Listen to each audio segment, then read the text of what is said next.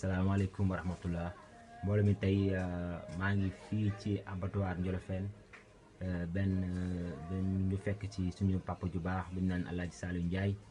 ñu fas yéene seq moom laaj ak tontu lu jëm ci waxtaan boobu nga xamante ni ñu ngi koy waxtaan mooy ci suñu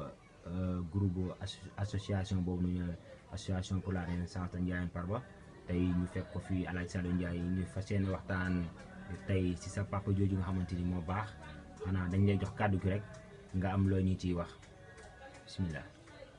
waaw maa ngi sant yàlla rek julli ci yonent bi sallallahu alayhi wa sallam di la sant yow Alaaji Malick Ndiaye suñu doom ju baax dooy Maodo Ndiaye Adama Gueye ci laaj yi nga may laaj sama papa daal mooy Amarante Ndiaye Amarante Ndiaye Mouroune Fatima ko jur yaayam mooy Anta Fali Silla